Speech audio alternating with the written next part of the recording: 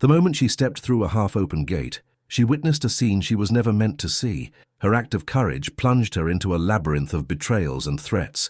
Between lavish parties, family secrets, and lurking enemies, every step brought her closer to a truth that could destroy lives. In a golden April afternoon in San Antonio, Texas, when the sun gilded the leaves of the ancient live oaks that lined Broadway Street, Jessica Wilson hurried toward the Mendoza mansion. The weight of her grocery bag strained her slender arms, but it was the weight of humiliation that truly burdened her. At 25, with eyes as green as Texas emeralds and fair skin that flushed easily in the Texas sun, Jessica had learned to walk through life like a shadow, invisible to those she considered out of her league. Alejandro Mendoza's mansion loomed before her like a Spanish colonial palace, with its limestone walls and windows protected by artisanal ironwork. Alejandro, 32, was the heir to a bourbon empire his family had built for generations in Kentucky. His blue eyes, as clear as the Kentucky sky, contrasted with his jet-black hair, and his proud demeanor hid a heart that had learned to armor itself against pain from a young age.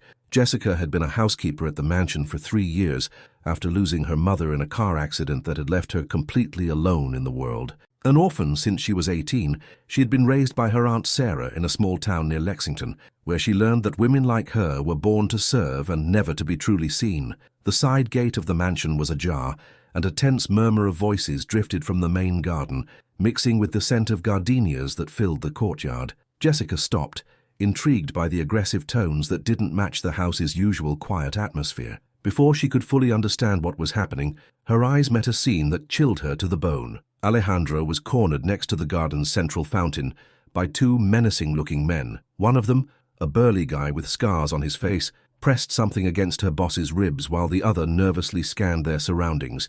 The words that reached her ears filled her with terror. "The money your partner owes us, Mendoza. Either you pay, or you both pay in blood." An instinct for survival, or perhaps something deeper she couldn't comprehend, made Jessica act without thinking. She dropped her grocery bags, crept silently toward the garden, and grabbed a heavy wrought-iron candelabra that decorated the side entrance.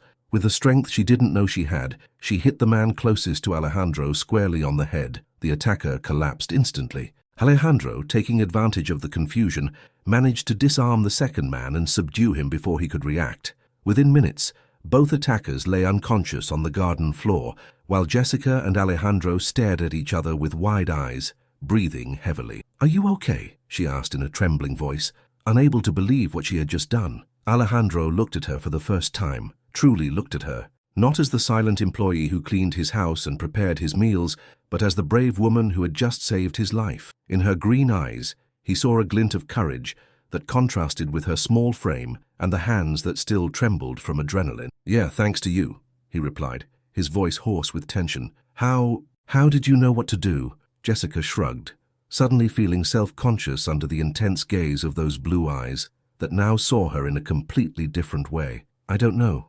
I couldn't stand there and watch them hurt you." That afternoon didn't end there as Jessica had naively hoped. The men she had helped neutralize turned out to be part of an extortion ring that had been pressuring several businessmen in San Antonio. Alejandro immediately called the police, but the officers who arrived on the scene seemed more interested in downplaying the incident than in investigating it thoroughly. "Mr. Mendoza," said the commanding officer, an older man with a thick mustache and shifty eyes, "it's best if this doesn't go public. You know how these things work. Sometimes it's better to settle differences privately." Alejandro felt a mix of rage and powerlessness that reminded him why he had learned to trust institutions so little. Jessica, who had remained in a corner of the garden observing the whole exchange, realized there was something far more complex and dangerous about the situation than she had initially imagined. That night, after the police left, taking the assailants with an attitude that suggested they would soon be free again, Alejandro approached Jessica as she was picking up the scattered groceries from the garden. "Jessica," he said, and it was the first time she had heard him say her name with such softness. "What you did today was extraordinarily brave." She looked up at him, her heart racing in a way that had nothing to do with the fear she had felt hours earlier. "I just did what anyone would have done, Mr. Mendoza." "No," he replied, taking another step closer. "Not just anyone, and please call me Alejandro." The silence that followed was charged with a different kind of tension, an electricity neither of them knew how to handle. Jessica had lived her whole life being invisible, and suddenly she felt that this powerful man's eyes saw her not just as an employee, but as a complete, complex, valuable person. "Alejandro," she murmured, testing how his name sounded on her lips. She liked the feeling, but the moment was broken by his phone ringing. As he answered, his face hardened as he listened to the person on the other end. "I understand. Yes, first thing in the morning." He hung up and turned to Jessica with a somber expression. "Jessica, I need you to know that what happened today wasn't a coincidence. There are very dangerous people who want to hurt my family and our business. And now I'm sorry to say they've put you on their list too." Fear returned to Jessica's eyes, but there was something else there, something that surprised even her. Determination. "What does that mean?" "It means your life just changed forever. And I'm more sorry about that than you can imagine." As the lights of San Antonio began to flicker on in the distance, and the aroma of dinner wafted from neighboring houses, Jessica Wilson realized that for the first time in her life, someone considered her important enough to worry about her safety. It was a terrifying and wonderful feeling at the same time. Chapter 2. The week following the garden incident unfolded like a strange dance between the familiar and the unknown. Jessica continued her usual tasks at the Mendoza mansion, but everything was different now. Alejandro had insisted she not leave the house alone, and he had discreetly hired an additional security guard to patrol the property. Jessica's routine had changed in subtle but significant ways. She no longer went to the market alone. Now she was accompanied by Martha, an older woman who had worked in the kitchen for decades and had been a silent witness to many Mendoza family secrets. Martha, 60, with prematurely white hair and a wisdom forged in years of discreet service, had become a kind of maternal protector for Jessica. "Listen, child," Martha had told her while they were preparing a casserole in the large tiled kitchen. "I've seen a lot in this house. The Mendozas are good people, but they carry old demons that haunt them. Mr. Alejandro, that boy has suffered more than his pride lets him show." Jessica looked up from the vegetables she was chopping, intrigued by the cook's words. "What kind of suffering?" Martha lowered her voice and looked toward the door to make sure they were alone. 5 years ago, Mr. Alejandro was engaged to be married, a very pretty girl from a family of businessmen in Lexington. Her name was Elizabeth. Everything was ready for the biggest wedding anyone had ever seen in Kentucky. Martha paused, her eyes clouding with the memory. 2 days before the ceremony, there was an accident. Elizabeth's car went off the road on the way to Lexington. She died instantly. Jessica felt a pang in her chest. Suddenly, Alejandro's taciturn air, his way of keeping an emotional distance from everyone, began to make sense. Was it really an accident? Martha's expression grew even more somber. That's the question Mr. Alejandro asks himself every day. Nothing was ever proven, but there were rumors. Unfair competition in the bourbon business, threats from other distillers who wanted to damage the alliance between the two families. She sighed deeply. Since then, Mr. Alejandro has closed up like a clam. He's never let another woman near his heart. That revelation changed Jessica's perspective on her boss. She began to observe him with new eyes, noticing the small signs of pain that filtered through his controlled facade, the way his hands would tense slightly when the phone rang, how he avoided looking at the large family portrait that hung in the main living room where he appeared with his late parents and his younger sister Sophia, who now lived in Europe studying art. Alejandro, for his part, had also begun to see Jessica differently. She was no longer just the efficient, silent employee who kept his house in order. She was the woman who had risked her life to save him, and that had created a connection between them that neither of them knew how to handle. One afternoon, while Jessica was organizing books in Alejandro's private library, he came in unexpectedly. She was on a small stepladder, reaching for a volume on the top shelf when she lost her balance. Alejandro quickly moved forward and caught her by the waist, preventing her from falling. For a moment that felt eternal. They stayed that way, him holding her against his chest, her hands resting on his shoulders, their faces inches apart. Jessica could smell his cologne mixed with the scent of whiskey that always seemed to accompany him, a residue of his daily visits to the distillery. She could see the small lines around his blue eyes, marks of the pain and responsibility he carried. "Are you okay?" he asked in a husky voice. Jessica nodded, not daring to speak. Something was changing between them. Something dangerous and beautiful at the same time. Alejandro helped her down from the ladder, but he didn't let go immediately. His hands remained on her waist a few seconds longer than necessary, and she did nothing to pull away. "Jessica, I need to talk to you about something important," he finally said, regaining his usual composure. She followed him into the adjacent study, a room paneled in walnut wood with windows that overlooked the oak forests stretching toward the horizon. Alejandro poured himself a small glass of aged bourbon and offered her one, which she politely declined. "The men who found you last week," he began, "were part of a larger organization. We've received information that they aren't going to give up easily." Jessica felt a shiver run down her spine. "What kind of organization?" Alejandro walked over to the window and gazed out at the fields that swayed gently in the evening breeze. "My business partner, Robert Evans, got into trouble with illegal loan sharks a few months ago. He took money he couldn't repay to finance a business expansion I never authorized." His voice hardened. "Now those loan sharks want to collect not just from him, but from the entire partnership, and that includes me." Jessica slowly approached him. "Why don't you go to the police?" Alejandro let out a bitter laugh. "Did you see the attitude of the officers the other day? Half the local police are bought off by these organizations, and the other half are too afraid to act." Silence filled the room, charged with tension and unexpressed possibilities. Jessica realized that Alejandro wasn't just sharing information with her. He was entrusting her with his vulnerability, something he probably hadn't done with anyone in years. "What are you going to do?" she asked softly. He turned to her, and in his eyes was a mixture of determination and weariness that moved her deeply. "I'm going to end this once and for all. But first, I need to make sure you're safe." "Alejandro, I'm not your responsibility. You became my responsibility the moment you decided to save my life." Jessica felt something stir inside her, a warmth that started in her chest and spread through her entire body. Never in her life had someone spoken of her as if she were valuable, as if her well-being truly mattered. "I don't want to be a burden to you." Alejandro walked over to her, and with a gentleness that contrasted with the hardness of his face, lifted her chin so she would look at him directly. "Jessica, you're not a burden. You're—" He stopped, as if the words were too dangerous to be spoken. "You're important to me." Jessica's heart began to beat so loudly she was sure he could hear it. She had dreamed for years of someone truly valuing her, of being seen and appreciated for who she really was. And now, when it was finally happening, it was accompanied by a danger that could destroy them both. That night, as Jessica prepared for bed in her small room in the service wing of the mansion, she couldn't stop thinking about Alejandro's words. "You're important to me." She repeated them over and over, savoring each syllable as if it were honey, but her peace was interrupted by a strange noise coming from the garden. She cautiously went to the window and slightly parted the curtain. What she saw filled her with terror. 3 dark figures were moving stealthily through the bushes, heading toward the main house. Without a second thought, Jessica grabbed the phone in her room and dialed the number for Alejandro's room. "Jessica, what's wrong?" "There are men in the garden," she whispered. 3 of them, moving toward the house. She heard Alejandro sit up immediately. "Stay in your room, and don't come out no matter what.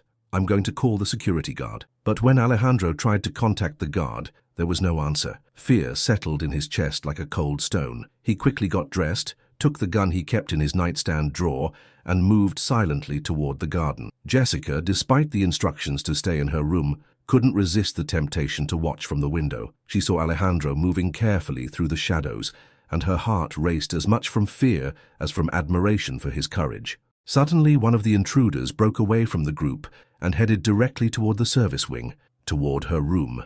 Jessica realized she had made a fatal mistake. By calling Alejandro, she had alerted the intruders that someone else was awake in the house, and now they were coming for her. The sound of footsteps approaching down the hallway filled her with panic. There was no escape. Her room was on the first floor, but the windows overlooked an inner courtyard with no easy access to the street.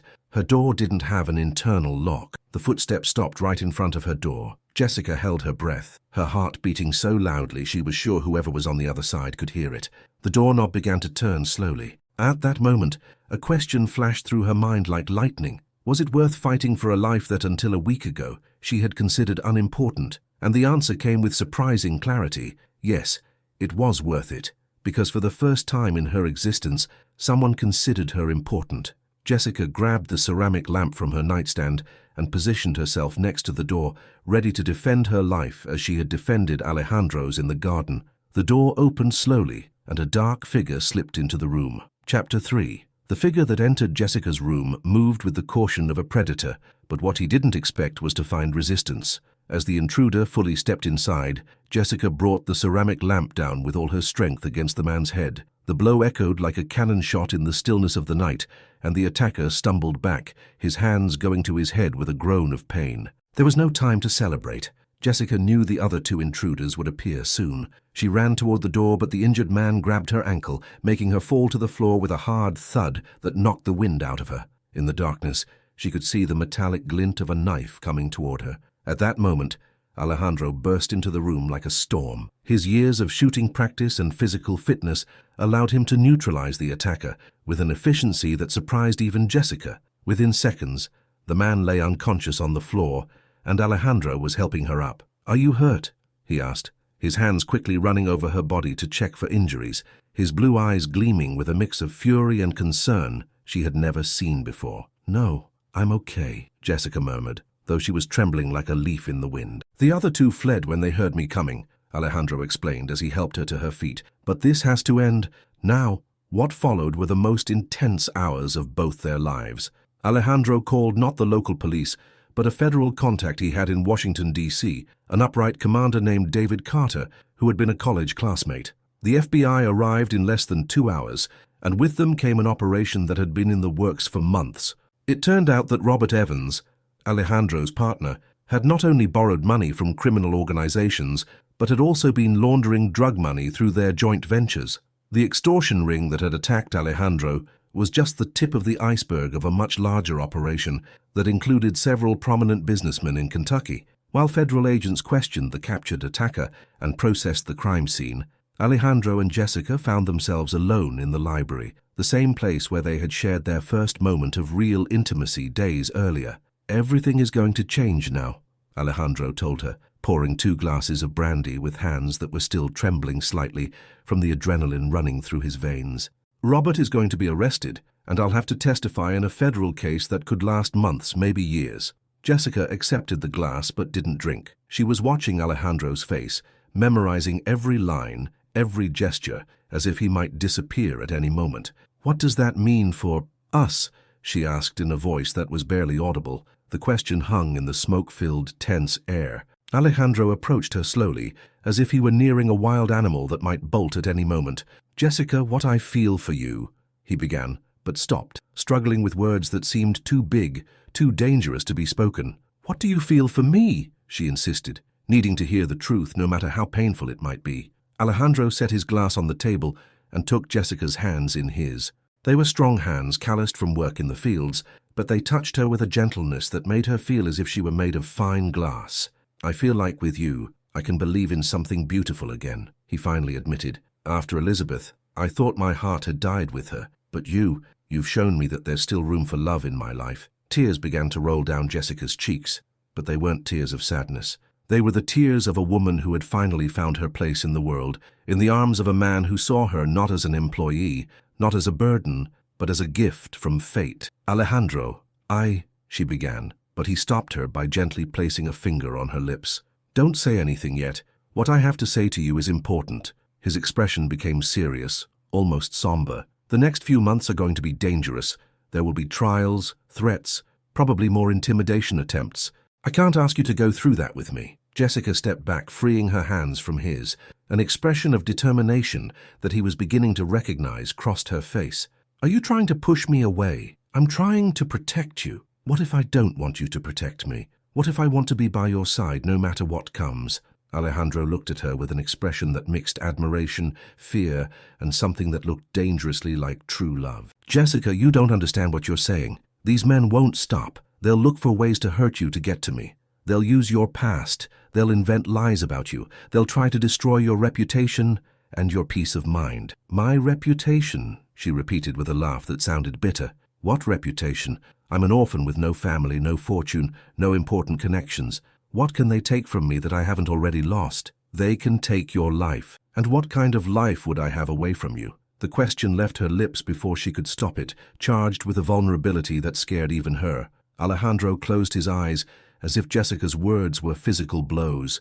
When he opened them again, there was a resolve in them that she hadn't seen before. "Okay," he said finally, "if you really want to stay, if you really want to go through this with me, then you need to know the whole truth." For the next hour, Alejandro told Jessica everything about his past. Elizabeth's suspicious death, the threats he had been receiving for years, the corruption he had discovered in his own company thanks to Robert's actions. He spoke of the sleepless nights, the guilt that consumed him for not having been able to protect the woman he had loved before, his terror that history would repeat itself. Jessica listened to it all in silence, her heart aching for the suffering he had carried alone for so long. When Alejandro finished his story, She went to him, and without a word, hugged him. It was a hug that communicated more than 1,000 words: understanding, acceptance, and a silent promise not to abandon him no matter what storms came. "I'm not Elizabeth," she whispered in his ear. "I'm not fragile. I don't come from a family that can be attacked to get to you. If someone wants to hurt you through me, they're going to have to face me directly. And after tonight, I think we both know I don't give up easily." Alejandro pulled back slightly to look into her eyes, and what he saw there filled him with an emotion he hadn't felt in years: hope. Not just the hope her name represented, but the hope that maybe, after all, he could have a second chance at love. "Are you sure about this?" he asked one more time. "I've never been more sure of anything in my life." Under the soft light of the library, with the scent of old books and bourbon mixing in the air, Alejandro Mendoza and Jessica Wilson kissed for the first time. It was a kiss that tasted of dangerous promises and dreams that were finally daring to come true. Outside, the sunrise was beginning to paint the San Antonio sky with shades of pink and gold. The live oaks swayed gently in the morning breeze, and somewhere between the notes of a nearby band practicing and the aroma of coffee Martha was brewing in the kitchen, two hearts that had been broken in different ways began the process of healing together. But both knew that the real test was just beginning. The next chapters of their story would be written under fire, and only time would tell if their love would be strong enough to survive the storms ahead. Chapter 4. The days that followed the journalist's appearance were like living in the eye of a hurricane. Alejandro had decided to face the situation head-on, granting an exclusive interview to the most respected newspaper in San Antonio to tell his side of the story before rumors and speculation took on a life of their own. The morning of the interview, Jessica woke up before dawn. She hadn't slept well. Nightmares had tormented her all night, dreams in which she saw her face on the front pages of newspapers, described as the housekeeper who conquered the millionaire. She went to the kitchen, where she found Martha brewing Americano coffee, the familiar aroma filling the space with a sense of home that she so desperately needed at that moment. "Good morning, child," Martha greeted her with her usual maternal warmth. "You look tired. Couldn't you sleep?" "Not much," Jessica admitted, accepting the steaming cup Martha offered her. "Martha, do you think I'm doing the right thing by staying here, or should I leave before things get worse?" Martha sat across from her at the wooden table that had witnessed so many important conversations in that house. "Let me tell you something, honey. I worked for Mr. Alejandro's parents for over 20 years. I watched that boy grow up from the time he was a child. After his parents' accident and then Elizabeth's death, I thought I'd never see him truly happy again." Martha took Jessica's hands in her own, calloused from decades of work. "But since you came into his life, I've seen him change. The sadness he carried in his eyes has been fading little by little. That's not something you throw away for fear of what people will say." "But Martha, what if my presence really causes him more harm than good? What if the newspapers manage to ruin his reputation?" The Mendoza reputation was built on decades of honest work and generosity with their community. A bad press run isn't going to destroy that, but losing true love, that can destroy a person forever. Before Jessica could respond, Alejandro appeared in the kitchen doorway, dressed in a navy blue suit that highlighted the color of his eyes. He was impeccable, as always, but Jessica could see the tension in the line of his shoulders and the way his hands moved nervously. "Good morning," he greeted them, walking directly to Jessica and placing a soft kiss on her forehead, a gesture that had become as natural as breathing. "How are you feeling?" "I should be asking you that," she replied, studying his face. "You're the one who's going to face the journalists today." Alejandro poured himself coffee and sat next to her. "I've been thinking about what I'm going to tell them. I'm going to be completely honest about Robert, about the financial problems, about everything that's happened, and I'm also going to be honest about us." Jessica's heart raced. "What are you going to say about us?" "I'm going to say that I love you, that you are the bravest and most honorable woman I know, that I plan to spend the rest of my life with you, no matter what anyone else thinks." Martha smiled broadly from her spot in the kitchen, but Jessica was speechless. The determination in Alejandro's voice was unwavering, but it also terrified her. "Alejandro, you don't have to do that. You don't have to expose yourself that way for me. I'm not doing it just for you, Jessica. I'm doing it for us, for our future." 2 hours later, Jessica watched from the library window as the journalists arrived at the mansion. It wasn't just the respectable newspaper reporter they had expected. There were also television cameramen, photographers, and representatives from several magazines. The story had taken on a life of its own, and now it was much bigger than either of them had anticipated. Alejandro received the journalists in the main living room, an elegant space decorated with colonial furniture and American art that reflected the history and status of the Mendoza family. Jessica remained out of sight, but she could hear every word from her position in the adjacent library. "Mr. Mendoza," the lead reporter began, "we have received information that your partner, Robert Evans, is being investigated for money laundering and ties to criminal organizations. Can you confirm this?" "I can confirm that Robert Evans has been arrested and is being prosecuted for several financial crimes," Alejandro replied in a firm, clear voice. "What I cannot confirm is that I had knowledge of his illegal activities until very recently. When I found out what he was doing, I immediately cooperated with federal authorities.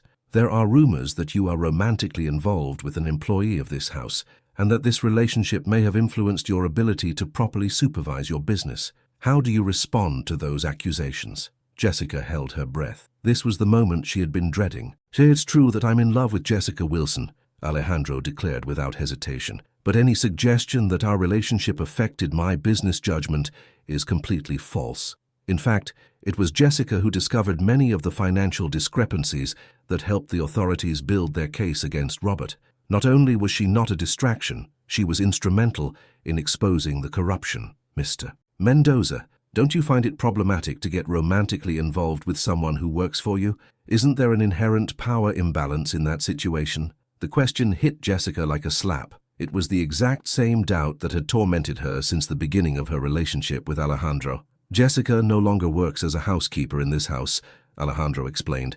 "But even when she did work here, I always treated her with the utmost respect and never abused my position. Our relationship developed naturally, based on mutual respect and genuine affection, and if anyone suggests otherwise, I can assure you that they don't know Jessica. She's too strong and independent to allow anyone, including me, to take advantage of her." The questions continued for another hour, covering everything from the details of the federal investigation to the Mendoza family history. Alejandro answered every question with honesty and dignity, but Jessica could hear the tension building in his voice. Finally, when the journalists left, Alejandro went directly to the library, where he found Jessica sitting on the blue velvet sofa, her hands clasped and a thoughtful expression on her face. "Did you hear everything?"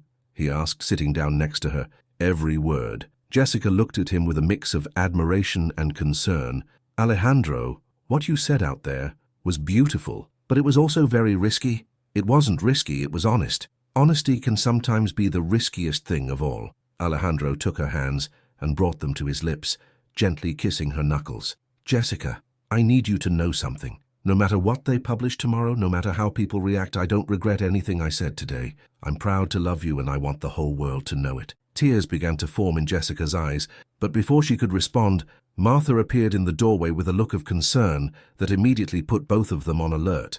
"Excuse me for interrupting, but there's a woman outside who says she's a journalist. She wants to ask you questions about Mr. Robert and everything that's been happening." Alejandro and Jessica exchanged glances. They had been expecting the press to eventually get interested in the story, but they had hoped to have more time to prepare. "Tell her no comment," Alejandro instructed. "I did, sir, but she insists. She says she's going to publish the story anyway, with or without your cooperation. And," Martha lowered her voice, "she specifically mentioned Ms. Jessica." The mood in the room changed instantly. Alejandro stood up with an expression that Jessica had learned to recognize. It was his battle mode. "What exactly did she say about Jessica?" Martha looked nervously toward Jessica before answering. She asked if it was true that the housekeeper had become the boss's mistress, and if that relationship had influenced the business decisions that led to the current legal problems. Jessica felt as if she had been slapped. It was exactly the kind of public humiliation she had feared all her life, the kind of situation that confirmed all her fears about being judged for her humble background. "No," she murmured, getting up from the chair. "I can't go through with this. I can't be the reason your reputation is ruined." "Jessica, no." Alejandro tried to stop her, but she was already heading for the door. "This is exactly what I was afraid of, that my presence in your life would bring you more problems than you already have." "You didn't bring the problems," Alejandro shouted, his voice echoing through the mansion. "Robert brought the problems with his betrayal and his greed. You are the only good thing that has happened to me in years." Jessica stopped in the doorway, her shoulders trembling with the force of the emotions she was trying to contain. "And what are they going to say? That you took advantage of your housekeeper? That I manipulated the situation to move up socially? That everything that's happening is my fault because I distracted your attention from the business? I don't care what they say." "But I do care." She turned to him with tears in her eyes. I care because I love you too much to be the cause of your name being dragged through the mud." The confession of love left her lips in the midst of desperation, not as she had dreamed it would be, but as a cry of pain. Alejandro was paralyzed for a moment, processing what he had just heard. "Did you say you love me?" "Yes, I love you. I love you so much it physically hurts to think of being the reason for your destruction." Alejandro crossed the room in 3 strides and took her in his arms, kissing her with a desperate passion that communicated years of loneliness and fear. "Then don't abandon me now," he whispered against her lips. "Let's stay together and face this as we've faced everything, united." Outside, the journalist was still waiting, and Martha remained in the hallway, discreetly turning her back on the intimate scene unfolding in the study. The future was uncertain, full of legal trials and media scandals. But at that moment, in each other's arms, Alejandro and Jessica found the strength to believe that their love could be more powerful than any storm they had to face. Chapter 5. The morning of the meeting with Commander Carter dawned cloudy, with those grey clouds that in San Antonio portend evening storms. Alejandro got up early, but he found that Jessica was already awake, sitting on the edge of the bed looking out the window, with a thoughtful expression that he had learned to recognize. It was her face when something was worrying her deeply. "Couldn't you sleep?" he asked, coming to sit next to her. "I had a strange dream," she murmured, not taking her eyes off the window. "I dreamed I was back in the town where I grew up with my Aunt Sarah. But in the dream my mother was alive, and she told me to be careful who I got involved with, that some secrets from the past can destroy the present." Alejandro felt an inexplicable shiver. Jessica's dreams had proven to be disturbingly premonitory in the past. "Jessica, is there something about your past that you haven't told me? Something you think I should know?" She turned to him with a look of surprise.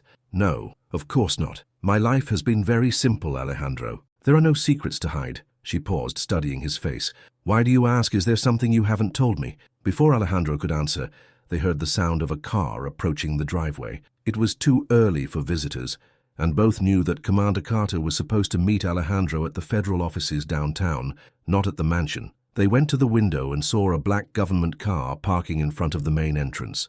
Not only Commander Carter got out of the vehicle, but also an older woman dressed in black that neither of them recognized. "Something's wrong," Alejandro murmured, quickly heading to the closet to get dressed. "Carter never comes here without warning, and he never brings unidentified visitors." 20 minutes later, the 4 of them were sitting in the main living room of the mansion. Commander Carter, a middle-aged man with grey hair and a serious expression, seemed uncomfortable. The woman with him was about 60, with green eyes that were surprisingly familiar to Jessica, though she couldn't place where she had seen them before. "Mr. Mendoza, Ms. Wilson," Carter began. "I apologize for showing up unannounced like this, but last night's developments have made it necessary for us to accelerate some important revelations." Alejandro instinctively took Jessica's hand. "What kind of revelations?" Carter looked at the older woman, who nodded almost imperceptibly. "As I mentioned last night, Robert Evans has decided to cooperate fully with our investigation. Part of his testimony has revealed information about events that occurred more than 25 years ago, events that involve both your family and Ms. Wilson's." Jessica felt as if the air had been sucked out of the room. "My family? But I don't have family. It was just my mother, and she died years ago." The older woman spoke for the first time, her voice trembling slightly. "Jessica, my child, my name is Eleanor Evans. Robert is my son." Jessica's world reeled. Robert Evans, the man who had betrayed Alejandro, the man whose actions had put their lives in danger, was the son of this woman who was now looking at her with tears in her eyes. "I don't understand," Jessica stammered. "What does that have to do with me?" Eleanor Evans leaned forward, her hands trembling as she extended them toward Jessica. "Jessica, 26 years ago, I had a daughter, a beautiful baby born out of wedlock, at a time when that brought a lot of shame to a family. My husband, he wasn't an understanding man. He forced me to give the girl up for informal adoption to a woman from town who couldn't have children." Jessica's head began to spin. The pieces of a puzzle she never knew existed began to fit together in a terrifying way. "That woman was Sarah Wilson," Eleanor continued. "Your Aunt Sarah. But Jessica, she wasn't really your aunt. She was the woman who raised you because I didn't have the courage to face my family." "No," Jessica whispered, getting up from the sofa. "No, this can't be true." "It's true, honey." Eleanor also stood up, approaching slowly. "You are my daughter, and Robert is your brother." The silence that followed was deafening. Alejandro watched the scene unfold with growing horror, beginning to understand the implications of what had just been revealed. Jessica had become motionless, as if she had been turned to stone. Commander Carter cleared his throat. There's more. Robert has confessed that when he found out a few months ago that his sister was working for you, Mr. Mendoza, he saw an opportunity. He initially planned to use that connection to manipulate business decisions in his favor. Did Robert know who I was? Jessica asked, in a voice that was barely audible. Yes, Eleanor admitted with tears rolling down her cheeks. I had told him about you when he was young. He had been looking for you for years, but Sarah had moved so many times. When Robert finally found you working here, he saw an opportunity for his financial schemes. But things got complicated, Carter continued. When Robert realized that you and Ms. Wilson were developing feelings for each other, that wasn't in his plans. Alejandro finally found his voice. Are you telling me that Robert orchestrated all of this?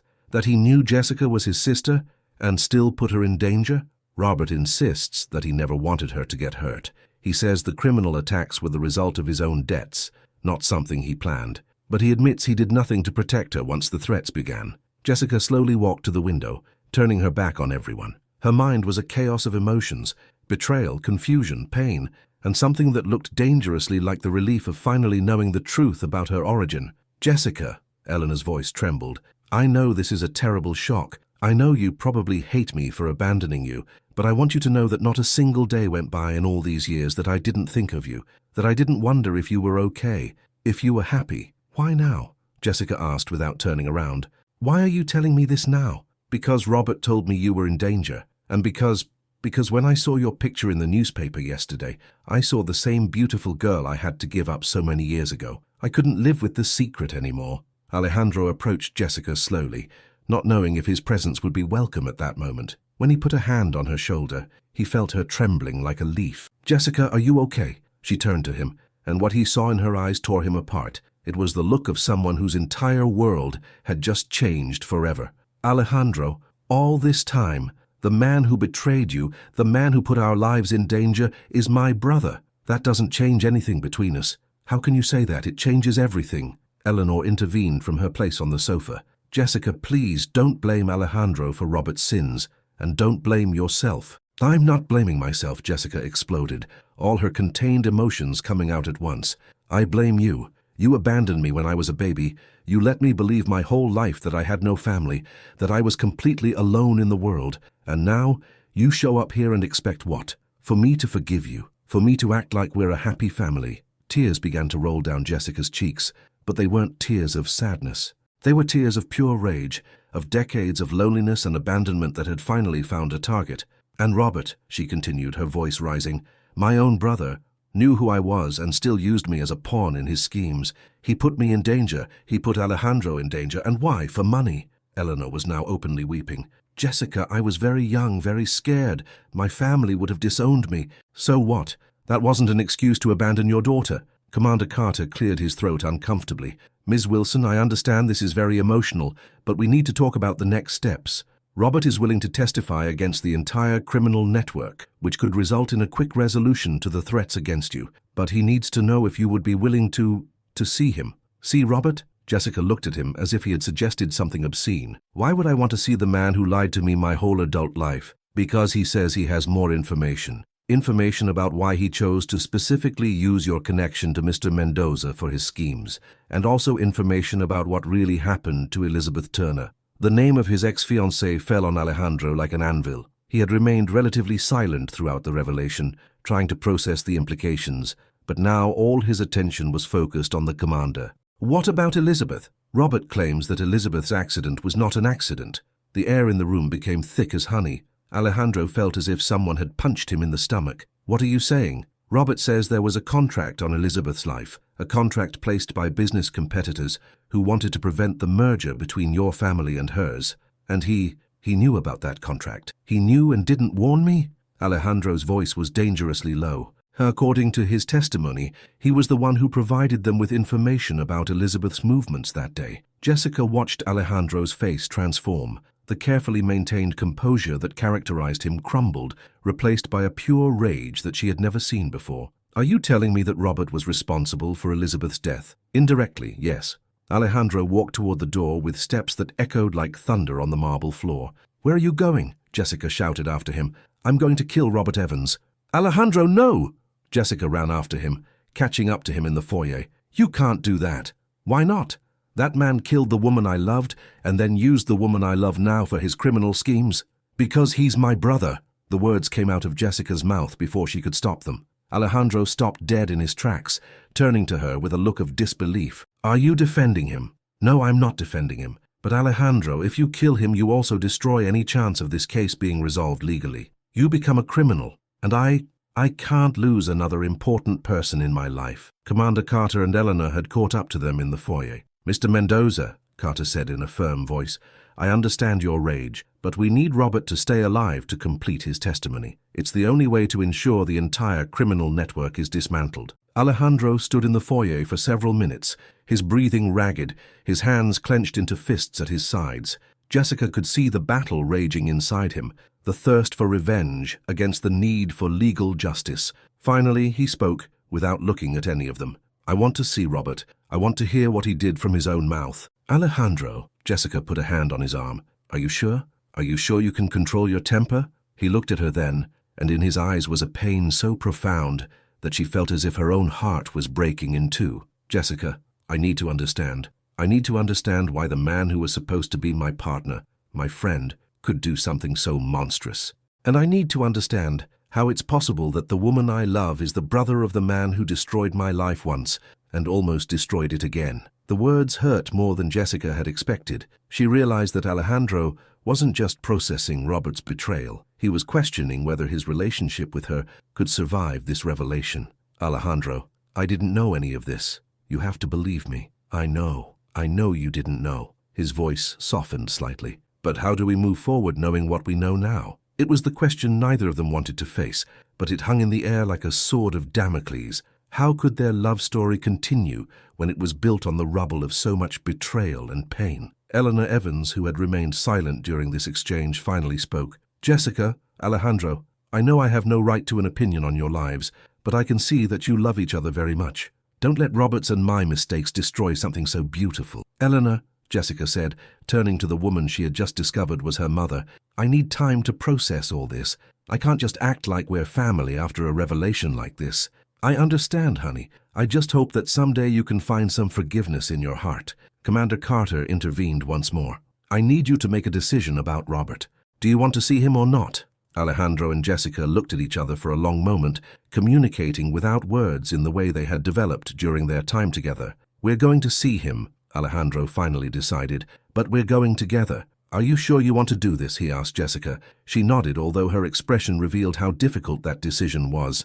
I need to look him in the eye and ask him why. Why my mother abandoned me. Why he lied to me. Why he put our lives in danger. I need to understand how someone can be so cruel to their own family. An hour later, they were heading in a convoy toward the federal detention center in San Antonio. Jessica was silent in the passenger seat, looking at the familiar landscape of the city where she had worked and lived for years, but which now felt strange, as if she were seeing it for the first time. Alejandro was driving with his jaw clenched, his knuckles white from gripping the steering wheel so tightly. Every few miles he would glance at Jessica, as if he wanted to say something but couldn't find the words.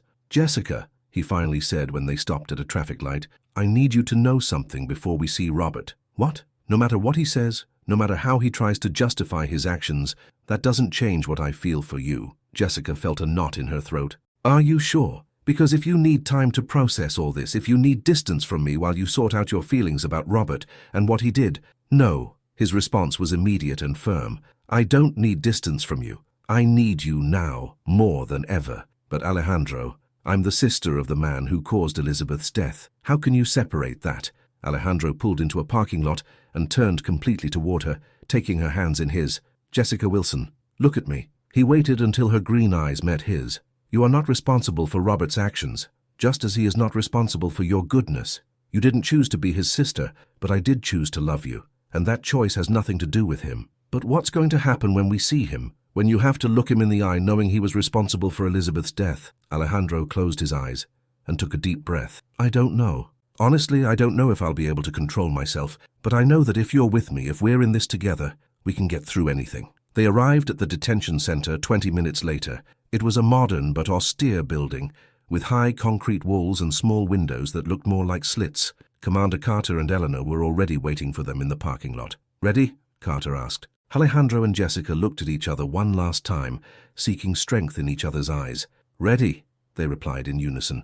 But neither of them was prepared for what they were about to face in that visitation room. Robert Evans had even deeper and more painful secrets to reveal, secrets that would test their love in ways they had never imagined. As they walked toward the building, Jessica felt like she was about to close a chapter of her life forever. What she didn't know was whether, when that chapter closed, Alejandro would still be by her side to write the next one with her. Chapter 6. The Federal Detention Center's visitation room was a depressingly functional space. Concrete walls painted an institutional beige, metal tables bolted to the floor, and small windows that let in only filtered natural light. The air smelled of disinfectant and hopelessness, a combination that made Jessica feel nauseous immediately. Robert Evans entered the room escorted by 2 federal guards, and the change in his appearance was shocking. The man Jessica had known as Alejandro's successful partner, always impeccably dressed and with an air of confidence, now looked haggard and aged. His hair, which he used to keep perfectly combed, was greasy and disheveled. His eyes, once bright with ambition, were now sunken and avoided direct contact. When Robert saw Jessica sitting next to Alejandro, his composure completely broke. Tears began to roll down his cheeks as he slowly approached the table where they were waiting. "Jessica," he whispered, his voice cracking. "My little sister." "Don't call me that," Jessica replied in a cold voice. "You have no right to call me sister after what you've done." Robert sat down heavily in the chair across from them, flanked by the guards. His hands trembled as he placed them on the metal table. "You're right. I don't have the right." He looked toward Alejandro, and for a moment his face showed something that might have been genuine remorse. "Alejandro, Don't speak," Alejandro interrupted him, in a voice so cold it seemed to make the room's temperature drop several degrees. "I'm going to talk first and you're going to listen to every word." Robert nodded miserably. Alejandro leaned forward, his blue eyes gleaming with an intensity that was frightening. "5 years ago you knew there was a contract on Elizabeth's life. You knew she was going to die, and not only did you not warn me, you helped it happen by providing information about her movements." "Alejandro, please let me explain." "I said don't speak," Alejandro roared, hitting the table so hard that both the guards and Commander Carter tensed, ready to intervene. "For 5 years, I blamed myself for Elizabeth's death. I thought that if I had been more careful, if I had paid more attention to the threats, maybe I could have saved her. 5 years of guilt, 5 years of nightmares, 5 years of believing I had failed to protect the woman I loved." Robert was openly weeping now, but Alejandro wasn't finished. "And then, after all that, you have the audacity to involve Jessica in your schemes. Did you know she was your sister when you put her in danger? Did you know you were risking the life of your own family for money?" "Yes," Robert whispered. "Yes, I knew." The silence that followed was absolute. Even the guards seemed to be holding their breath. "Why?" The question came from Jessica, her voice barely audible. "Why would you do that?" Robert lifted his head to look at her, and in his eyes was so much pain and shame that for a moment Jessica felt a pang of something that might have been compassion. "Because I'm a coward," he admitted. "Because I've always been a coward." Alejandro leaned back in his chair, his rage momentarily replaced by curiosity. "Explain yourself." Robert wiped the tears with the sleeves of his orange prison uniform. "With Elizabeth, I didn't plan for her to die. The men who initially contacted me just wanted information about the business negotiations between your family and hers. They told me they wanted to prevent the merger, but I thought they would use legal methods, maybe better financial offers or political pressure. But you knew they were criminals." "I suspected it, but I convinced myself to believe they were just aggressive competitors. When they told me they needed to know where Elizabeth was going to be that day, I thought they wanted to intercept her to make a direct offer, maybe persuade her to convince her family not to proceed with the merger." Eleanor Evans, who had remained silent until that moment, spoke from her place in a nearby chair. "Robert, why did you need the money? Your father and I always gave you everything you asked for." Robert looked at her with an expression of bitterness that surprised everyone. "Because it was never enough, Mom. Because I always knew there was a daughter you had thrown away, a daughter who was probably a better person than me, and I had to prove I was worthy of the love you gave me and denied her." The confession dropped like a bomb in the room. Jessica felt as if she had received an emotional slap. "You knew about me all this time?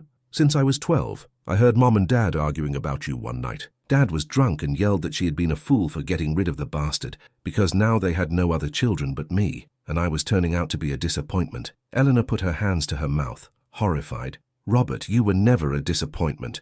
"Yes, I was," Robert exploded. "I was never as smart as they wanted, never as successful as they expected, never enough. And I knew that somewhere there was a sister you had abandoned, probably a sister who was everything I couldn't be." Jessica felt a confusing mix of emotions, rage, sadness, and surprisingly, a hint of understanding for the man who had caused so much harm. "So when you finally found me working for Alejandro, what did you think?" Robert looked at her directly for the first time since he had entered the room. "I thought you were exactly what I had feared. Beautiful, kind, honest. Everything I wasn't. And when I saw how Alejandro looked at you, I saw how someone could love someone from our family for real, not out of obligation or convenience, but out of genuine love. And that bothered you so much that you decided to use that connection for your criminal schemes." "Yes," Robert admitted with shame. "At first I just wanted to stay close, to observe. But when the loan shark started pressing for the money I had taken for my failed investments, I saw an opportunity to use your connection with Alejandro to manipulate business decisions." Alejandro, who had been listening to this exchange with growing incredulity, finally intervened. "But weren't you worried that Jessica would get hurt? I convinced myself that I could control the situation, that I could use the connection without anyone getting hurt. But when the loan sharks became more aggressive, when they started threatening physical violence, by then it was too late to stop them. And you never thought of just telling me the truth, of asking for my help?" Robert let out a bitter laugh. "How could I ask you for help? How could I tell you that I had been part of Elizabeth's murder and that now I had put your new partner in danger too? It was easier to keep lying, to keep hoping that somehow I could fix everything without anyone finding out the truth." Commander Carter cleared his throat.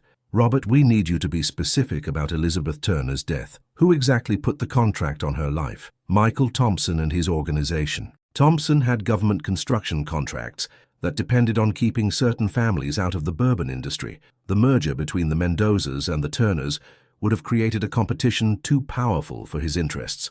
Alejandro knew that name.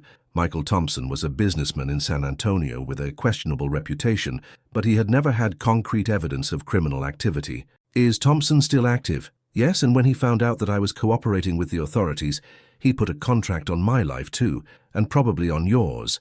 He looked toward Alejandro and Jessica. "The only reason I'm confessing all this is because I'd rather spend the rest of my life in prison than live in constant fear." Jessica, who had been processing all this information in silence, finally spoke. "Robert, there's something I need to ask you, and I want you to be completely honest." "Of course.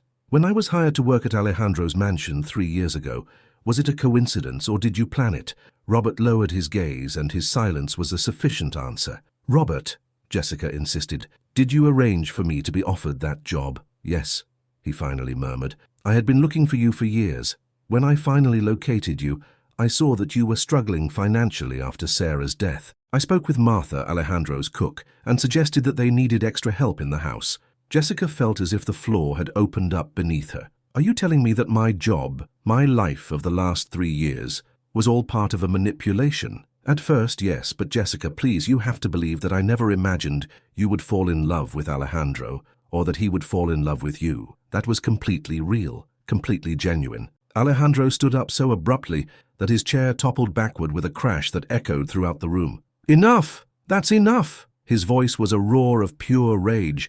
"Are you telling me that you manipulated Jessica's whole life, that our entire relationship is built on a lie that you orchestrated?" "No." Robert also stood up, desperate. "Alejandro, yes, I arranged for her to work for you, but everything that happened afterward was genuine. The feelings between you, the love you have for each other, that wasn't manipulation, that was real." "How can I be sure of that?" Alejandro turned to Jessica, and she saw in his eyes a confusion and pain that terrified her. "How can I be sure that any of what I feel is real if it all started with a lie?" Jessica felt as if her world was crumbling for the second time that day. "Alejandro, look at me," she said, standing up and approaching him. "Look at me and tell me that what we have isn't real." But Alejandro moved away from her, creating a physical distance that felt like an emotional abyss.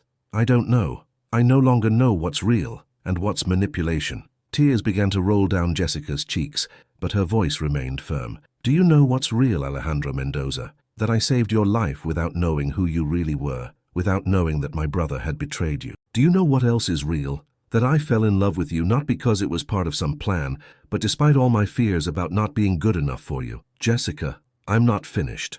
She approached him again, and this time, he didn't move away. Do you know what else is real? That when those men came for you, I didn't think about Robert or plans or manipulations. I only thought about protecting the man who had come to mean everything to me. Alejandro looked at her with a tortured expression, clearly struggling between his love for her and his shock at all the revelations. Eleanor Evans intervened from her spot. Alejandro, son, I know I have no right to an opinion, but I've observed Jessica throughout this entire conversation. Her pain over Robert's actions is genuine. Her love for you is genuine. Don't let our mistakes destroy something so beautiful. Commander Carter, who had been taking notes throughout the session, cleared his throat. We need to end this session. Robert, we have obtained enough information to proceed with the arrests of Thompson and his organization. Your cooperation will be considered in your sentencing. Robert nodded, but his attention was completely focused on Jessica. Sister, he said softly, I know I have no right to ask you for anything, but please, don't let my mistakes destroy your happiness. Alejandro is a good man. He deserves true love, and you deserve to be truly loved. Robert, Jessica replied, and for the first time during the entire visit, her voice contained some warmth. What you did was wrong, terrible, but you are my brother, and despite everything, I hope you find some way to redeem yourself in prison. Robert started crying again as the guards came to escort him back to his cell. Jessica, please forgive me someday. Someday, she replied, maybe someday. After Robert left, the 4 remaining people stayed in the visitation room, processing everything that had happened. Eleanor Evans cautiously approached Jessica. Honey, I know this has been traumatic for you. If there's anything I can do, anything at all. Jessica looked at her for a long moment. Eleanor, I need time. Time to process the fact that I have a mother who abandoned me and a brother who manipulated me. Time to understand who I really am in the midst of all this. Of course, but Jessica, I want you to know that I love you. I have always loved you, even when I didn't have the courage to act on that love. I know, Jessica replied softly, and maybe with time we can build some kind of relationship, but I need you to understand that it's going to be a slow process. Eleanor nodded with tears in her eyes. Take all the time you need. Commander Carter accompanied them out of the detention center, explaining that the arrests of Thompson and his organization would likely happen within the next 48 hours, which would mean that the threats against Alejandro and Jessica would finally cease. During the drive back to the mansion, Alejandro and Jessica rode in silence.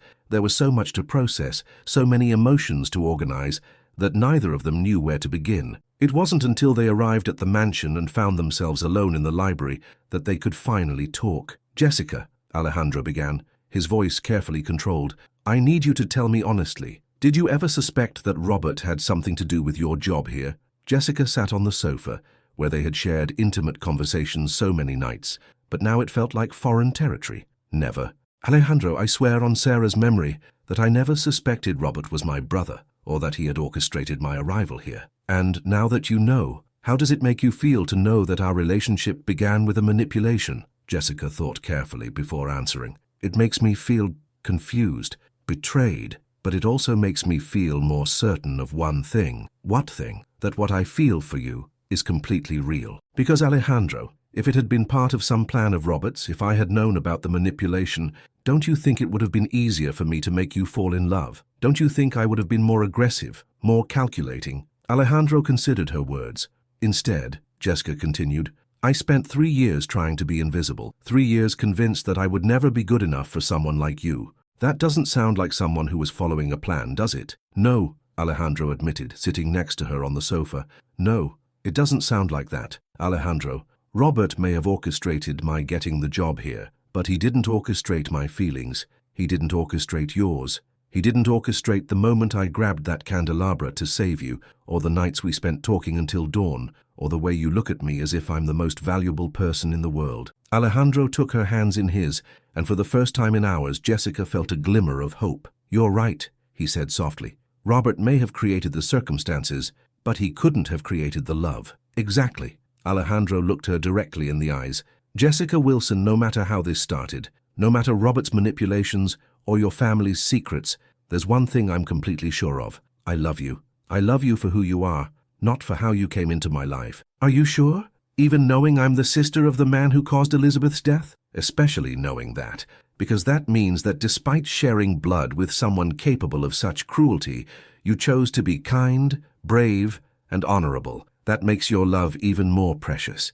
Jessica felt as if a huge weight had been lifted from her shoulders. "Alejandro, I love you too. I love you so much it hurts. And I want to spend the rest of my life proving to you that that love is real, that it's yours, that it has nothing to do with Robert or anyone else." Alejandro took her in his arms then, and the kiss they shared was different from all the others.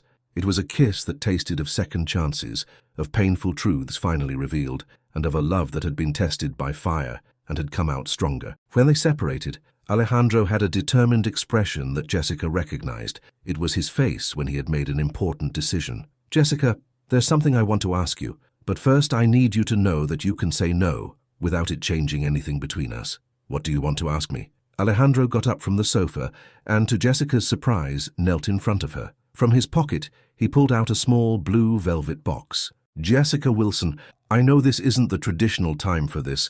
I know we've just been through one of the most traumatic experiences of our lives, but I also know that after everything we've faced together, after all the tests our love has survived, I don't want to wait another day to ask you." He opened the box, revealing an engagement ring with a solitary diamond that caught the light of the sunset streaming through the library windows. "Will you marry me?" Jessica was breathless. She had dreamed of this moment, but she never imagined it would come after a day so full of painful revelations. "Alejandro, are you sure? After everything we've discovered today, especially after everything we've discovered today." "Jessica, we've survived criminal attacks, family secrets, manipulations and betrayals. If our love can survive that, it can survive anything." Tears began to roll down Jessica's cheeks, but this time they were tears of pure joy. "Yes," she whispered. "Yes, of course I will." Alejandro slid the ring onto her finger, and it fit perfectly, as if it had been made specifically for her. "I love you, Jessica Mendoza," he said, kissing her hand. "Jessica Mendoza," she repeated, testing how it sounded. "I like the sound of that." In the months that followed, life changed dramatically for both of them. Michael Thompson and his entire organization were arrested and prosecuted, using Robert's testimony as key evidence. The threats against Alejandro and Jessica ceased completely. Sofia Mendoza, after reflecting on her behavior from Paris, decided not to sell her stake in the family business. Instead, she returned to San Antonio to meet Jessica personally. The first meeting was tense, but gradually, Sofia came to respect and eventually love the woman who had captured her brother's heart. Eleanor Evans kept her promise to give Jessica time to process their relationship. They started with occasional phone calls, gradually progressing to short visits. It wasn't easy, and there were many tears and difficult conversations, but slowly they began to build a mother-daughter relationship that neither of them had thought was possible. Robert was sentenced to 15 years in prison, but his cooperation with the authorities earned him the possibility of parole after 10 years for good behavior. Jessica visited him every few months, not because she had completely forgiven his actions, but because she believed in the possibility of redemption and wanted to be a part of that possibility for her brother. Alejandro and Jessica's wedding took place in December, in the gardens of the Mendoza mansion. It was an intimate ceremony with only close family and dear friends.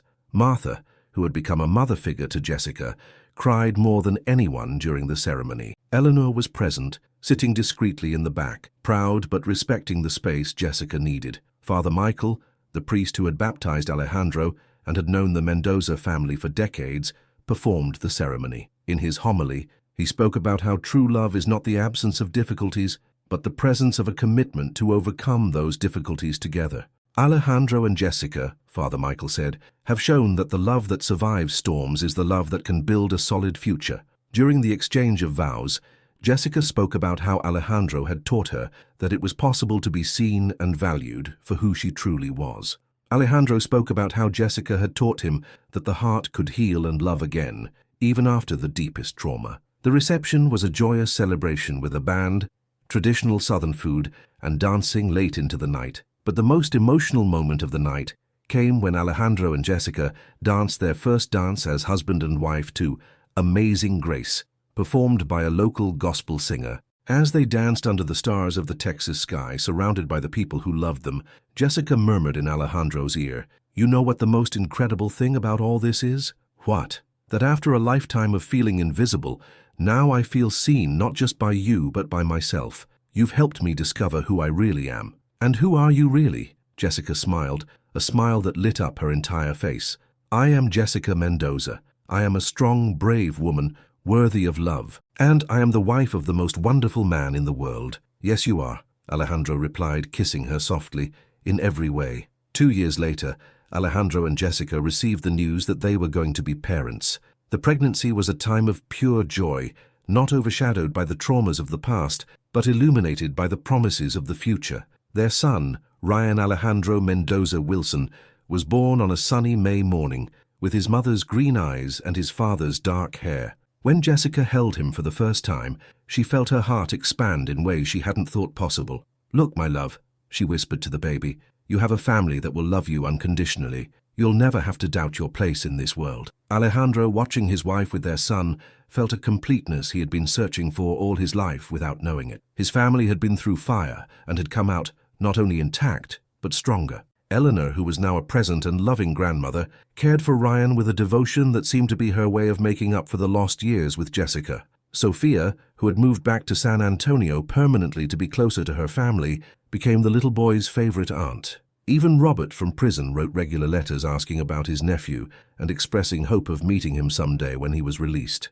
In the evenings, when the day's work was done and Ryan slept peacefully in his crib, Alejandro and Jessica would sit on the mansion's terrace, watching the live oaks that stretched toward the horizon and reflecting on the extraordinary path that had led them to that moment.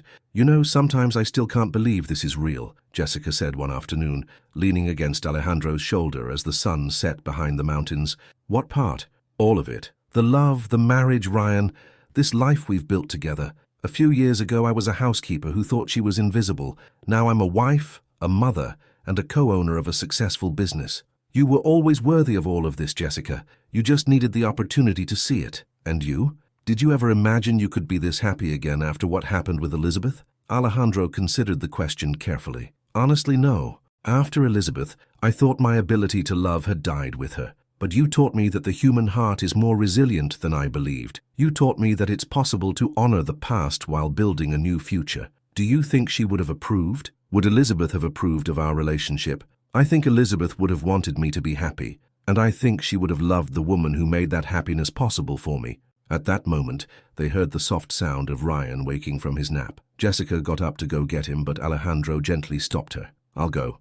You relax." As she watched her husband head toward the baby's room, Jessica reflected on how true love wasn't just the big, dramatic moments, but also the small daily gestures of care and consideration. When Alejandro returned with Ryan in his arms, the three of them sat on the terrace as a complete family. The baby waved his little hands toward the golden sunset sky, as if trying to capture the light. "What are you thinking about?" Alejandro asked Jessica, noticing her thoughtful expression. "I'm thinking that we're a family built on ruins. Everything we went through, the attacks, Robert's lies, the family secrets, could have destroyed us. Instead, they made us stronger." "That's true. But you know what I think?" "What?" "I think it wasn't just that we survived the ruins. I think the ruins were necessary to build something truly solid. If we hadn't gone through all that, maybe we never would have fully appreciated what we have now." Jessica nodded, deeply understanding what he meant. "It's like the live oaks." She pointed to the fields stretching out before them. "They have to grow in difficult soil. They have to withstand droughts and storms to produce the best wood." "Exactly. We're like those live oaks, my love. Our love is stronger because it had to grow in difficult conditions." As the first stars began to appear in the Texas sky and the scent of Martha's coffee wafted to them from the kitchen, Jessica Mendoza realized that she had found something she had been looking for all her life without knowing it, a place where she completely belonged. Not just in Alejandro's arms, not just in her role as Ryan's mother, but in her own skin. For the first time in her life, she felt completely comfortable being exactly who she was, a woman who had transformed pain into strength, loneliness into love, and secrets into truths that had illuminated the path to genuine happiness. "Alejandro," she murmured, as Ryan fell asleep in his father's arms. "Yes? Thank you for seeing me when I thought I was invisible. Thank you for saving me when I thought I was lost. You know what? What? I think we saved each other." Under the starry San Antonio sky, with the gentle rustling of the live oaks in the night breeze and the peaceful sound of their son sleeping, Alejandro Mendoza and Jessica Mendoza realized that they had found something more valuable than any fortune. They had found a love that had been tested by fire and had come out as pure as gold. Their story had begun with pain, betrayal, and secrets, but it had blossomed into something beautiful. A family built on honesty, mutual respect and a love that had grown stronger with every test it had faced.